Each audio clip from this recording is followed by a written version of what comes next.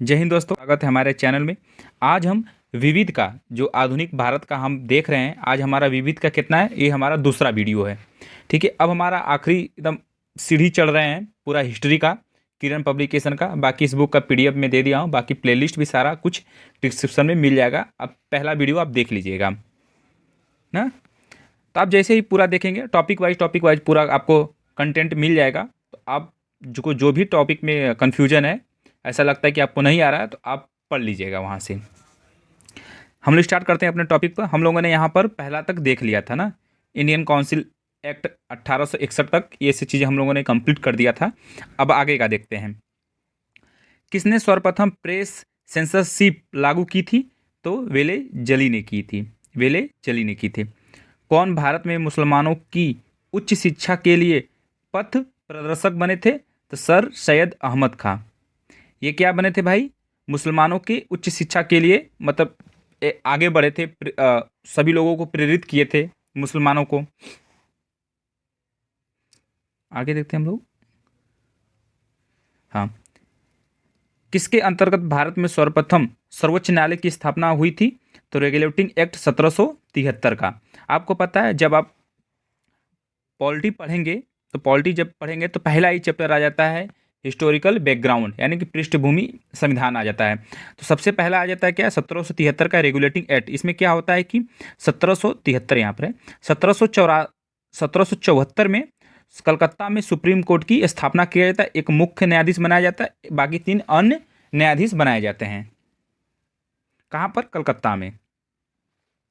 आगे, पत्रकार के कर्तव्य का निर्वहन करते हुए जेल जाने वाले प्रथम भारतीय कौन थे? बाल गंगाधर तिलक थे।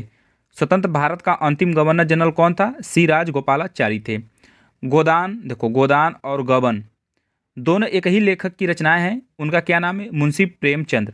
जब अगर आपको गमन भी नहीं पता था, अगर गोदान तो भाई सबको पता रहता है। हिंदी में अगर आप पढ़ेंगे तब भी वहाँ पर गोदान किसने लिखा था, ये भी चीज़ें आ जाता है। आगे, बनारस हिंदू विश्वविद्यालय बीएचयू ना, पुस्तक किसने लिखी थी? मदन मोहन मालवीय। संस्थापक कौन है? मदन मोहन मालवीय भी हैं, जो बनारस में यही है, यहीं पर लंका पर बनारस पर है। Guilty man of India's partition पुस्तक किसने लिखी थी? डॉक्टर राम मनोहर लोहिया ने लिखी थी। किस विद्रोह को बंकिम चंद्र चटर्जी ने अपने उपन्यास आनंद मठ में उल्लेखन का प्रसिद्ध किया था? सन्यासी विद्रोह। सन्यासी विद्रोह होता है, उसी विद्रोह को इन्होंने लिखा था। सन्यासी विद्रोह कैसा? एक जनजातीय विद्रोह है। आप जाएंगे, आप जैसे खोलेंगे तो वहाँ पर आपको टॉपिक मिल जाएगा, एक जनजातीय विद्रोह और किसान विद्रोह। ठीक है, तो बिरसा मुंडा के बारे में ये सब वहाँ पर पूरा जानकारी मिल जाएगा।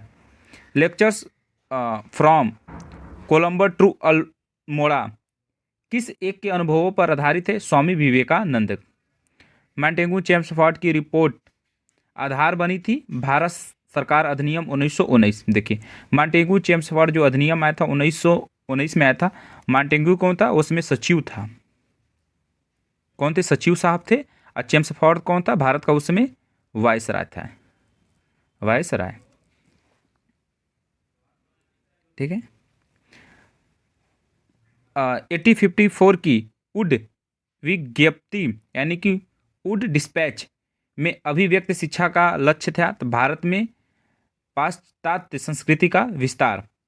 1942 के क्रिप्स मिशन, देखो क्रिप्स मिशन का एक महत्वपूर्ण पहलू था द्वितीय विश्व युद्ध के तुरंत पश्चात भारत संघ की स्थापना करना और उसे डोमिनियन पद प्रदान करना। आपको पता है, कैबिनेट मिशन 1946 में आता है, क्रिप्स मिशन 1942। भारत के विभाजन को टालने का अंतिम अवसर समाप्त हो गया कैबिनेट मिशन को अस्वीकार करने के साथ ही। नीचे वाला भी बताएंगे, पहले ऊपर वाले एक कंप्लीट कर लेते हैं हम लोग। इधर आ जाते हैं ना। 1935 के भारत अधिनियम यानी कि इंडिया एक्ट द्वारा प्रस्तावित फेडरल यूनियन में राज्य की प्रांतों में शामिल करने के पीछे अंग्रेजों की असली मंशा थी।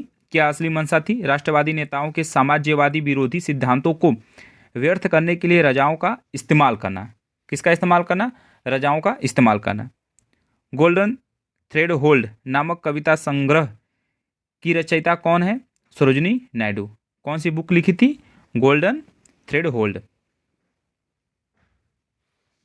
1935 के भारत शासन अधिनियम यानी कि भारत सरकार अधिनियम की कौन सी एक विशेषता नहीं थी? केंद्र के साथ ही राज्यों में द्वैध शासन। केंद्र के साथ ही भारत में राज्यों में द्वैध शासन। आपको पता है राज्यों में द्वैध शासन जो था वो कब लागू हुआ था? 1919 में लागू हुआ था। पर 1935 में क्या मांग था कि केंद्र में तो द्वैध शासन लागू हो ही गया और साथ में ये लोगों का मांग था कि राज्यों में भी द्वैध शासन हो, पर नहीं, राज्य में नहीं था, किस में चला गया? केंद्र में। अरे जब हम केंद्र ही हड़प लेंगे तो फिर राज्य तो खुद उसके अधीन हो जाएगा। अब केंद्र में सरकार बना लो, भले आपका राज्य में बने ना बने, तो आप जो चाहे तो कर सकते हो। भारत में ब्रिटेन के सभी संवैधानिक प्रयोग में सबसे कम समय तक चला था 1909 का इंडियन काउंसिल एक्ट।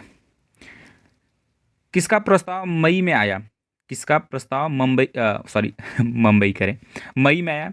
इसमें अभी भी भारत को विभाजन मुक्त करने की आशंका की, जिसका ब्रिटिश प्रांतों से मिलकर बने एक संघीय राज्य का स्वरूप होना था। कौन था? Cabinet mission, 1942।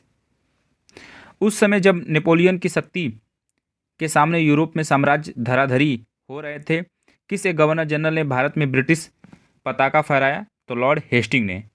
मतलब नेपोलियन जो थे उसमें पूरा अपना चरम सीमा तक एकदम पटाखा फैला कर रखे थे, वही ऐसा आया हेस्टिंग ना, पूरा ब्रिटिश का पटाखा लगा है। जैसे कि अब देख लो, जब कांग्रेस का रूल चल रहा था तो उसमें बीजेपी का कोई भी नेता उतना शक्तिशाली नहीं था। अब देखो अटल बिहारी वाजपेयी के बाद बीजेपी एकदम पूरा एकदम ग्राउंड लेवल पर हो गई, एकदम सुन्न सुत गई थी। अब आ गए भाई मोदी, जैसे ही आ गए सन 2014, पूरा तो होते हैं ऐसे कोई लीडर उभर जाते हैं तो भाई। कांग्रेस के नेताओं में से कौन एक कैबिनेट मिशन योजना के पक्ष में पूरी तरह से था? तो सरदार पटेल थे। भारत के स्वदेशी आंदोलन के दौरान लिखा गया गीत आराम सोनार बांग्लादेश को अपनी स्वतंत्रता संग्राम में प्रोत्साहित किया और उसे बांग्लादेश ने राष्ट्रगान के रूप में अपनाया था। यह गीत किसका था? रविन्द्रनाथ टैगोर ने लिखा था आमार सोनार। बांग्ला एक गीत था जो आज बांग्लादेश है उसे अपना राष्ट्रीय गीत के रूप में अपना लिया है, राष्ट्रगान के रूप में अपना लिया है। लॉर्ड मैकाले संबंधित किससे? अंग्रेजी शिक्षा थे। किसने सुबह आज़ादी नामक कविता लिखी थी? फैज अहमद फैज ने। भारत में प्रथम 3 विश्वविद्यालय कलकत्ता, मद्रास और बम्बई की स्थापना किस वर्ष हुई थी? 1857 का विद्रोह। अरे भाई कौन भुलाएगा। किसने सोम प्रकार नामक समाचार पत्र शुरू किया? तो ईश्वर चंद्र विद्यासागर ने। किस अधिनियम ने भारतीयों को अपने देश के प्रशासन में कुछ हिस्सा लेना संभव बताया? इंडियन काउंसिल एक्ट 1861 का।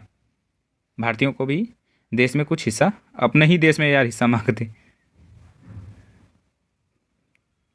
इधर देते हैं, ये भाई इंपॉर्टेंट है, बहुत ही ज़्यादा इंपॉर्टेंट है। मित्र मेला, ठीक है, ये संगठन है, ये वर्ष है और संस्थापना किसने किया था और स्थान कहाँ पर किया गया था? भारतीय क्रांतिकारी संगठन।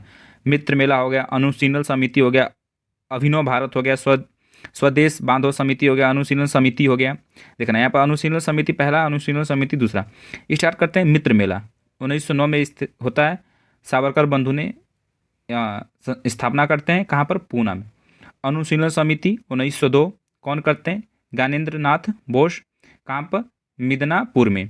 अभिनव भारत 1904 वीडी सावरकर, पूना में। स्वदेश बांधव समिति 1905 अश्विनी कुमार दत्त, कहाँ पर? बारी साल में। अनुशीलन समिति दूसरी 1907 में कौन? वीरेंद्र कुमार घोष, भूपेंद्र दत्त, कहाँ पर? Dhaka.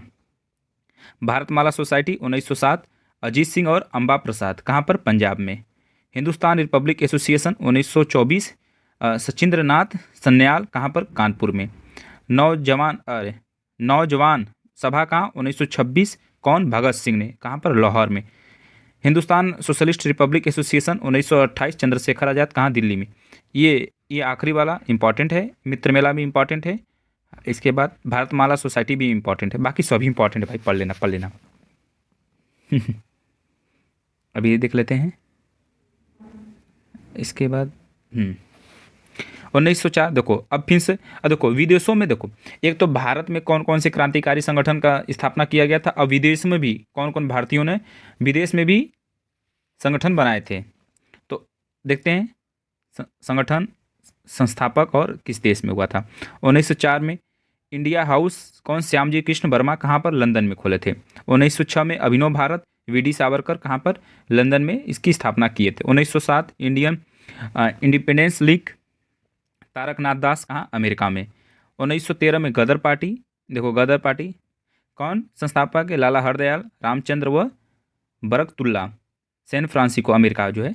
1924 Indian Independence League, Lala Hardayal, Virendranath Chattopadhyay, कहाँ पर, बर्लिन, जर्मनी में। 1915 में इंडियन इंडिपेंडेंस लीग व गवर्नमेंट, राजा महेंद्र प्रताप, कहाँ पर खोले थे भाई, काबुल, अफगानिस्तान में। 1942 Indian Independence league, Ram Bihari Bose, Tokyo, यानी कि जो जापान की राजधानी टोक्यो है। 1942 आज़ाद हिंद फौज, राम बिहारी बोस, कहाँ पर, टोक्यो, जापान में भी। जापान में दो चीज़ हुआ था, देखो इस तरह से जापान में याद करो, जापान में दोनों कौन खोले थे, राम बिहारी बोस ही कौन कौन खोले थे, और दोनों एक ही वर्ष खोले थे, तो याद करो इनका भाई, इंडियन इंडिपेंडेंस लीग और आज़ाद हिंद फौज कौन खोला, संस्थापक के कौन, राम बिहारी बोस, कहाँ पर, जापान में ही। इंडियन हाउस कहाँ पर, लंदन में, कौन, श्याम कृष्ण वर्मा। अभिनव भारत कब हुआ था, 1906 में, अभिनव भारत 1906। पहले आप इस तरह याद किया कीजिए, देखिए हम बता रहे हैं पहले ना, ये देखो इंपॉर्टेंट है भाई, हकीकत बताएं तो ये देखो इंपॉर्टेंट है बस। Indian House Shyamji Krishna Varma, Abhinav Bharat V D Savarkar, Indian Independence League Taraknath Das, Ghadar party Lala Hardayal Ramchandra व Barkatullah, Indian Independence League Lala Hardayal और वीरेंद्रनाथ। देखो हरदयाल यहाँ पे भी, हरदयाल यहाँ पर भी हैं, तो हरदयाल जो हैं वो गदर, भाई लाला हरदयाल लाला साहब हैं, गदर पार्टी भी खोल दी है और इंडियन इंडिपेंडेंस लीग भी खोले थे। इंडियन इंडिपेंडेंस लीग व एवं government, Raja Mahendra Pratap. Indian Independence League देखो Ram Bihari Bose. Indian Independence League जो संगठन था उस, देखो नाम यहाँ पर एक ही है, पर एक 14 में खोला गया था, एक 42 में खोला गया था। इनके संस्थापक लाला हरदयाल हैं और वीरेंद्रनाथ चट्टोपाध्याय, यहाँ पर कौन है, राम बिहारी बोस हैं। ये बर्लिन जर्मनी में खोला गया था, ये कहाँ, टोक्यो जापान में खोला गया था। ठीक है, बाकी ये नौवां टॉपिक क्या है, राष्ट्रीय आंदोलन की महत्वपूर्ण तिथियाँ, इसको अगले वाले वीडियो में कंप्लीट करेंगे। ये हमारा विविध कंप्लीट हो गया है, मतलब अब आधुनिक के छोटे मोटे जो टॉपिक बचे हैं, देखिए राष्ट्रीय आंदोलन की महत्वपूर्ण तिथियाँ हो गया, विश्व इतिहास के मुख्य तत्व हो गए, इसके बाद बस ये बस कंप्लीट। यानी कि आखिरी हमारा क्या बचा है, विश्व इतिहास के प्रमुख। अब क्योंकि वर्ल्ड जो हिस्ट्री भी देख लेते हैं, यहाँ पर कुछ है ये भी देख लेते हैं, क्योंकि वर्ल्ड हिस्ट्री से सवाल बड़े एग्जाम में पूछ लेता है। ठीक है, जय हिंद।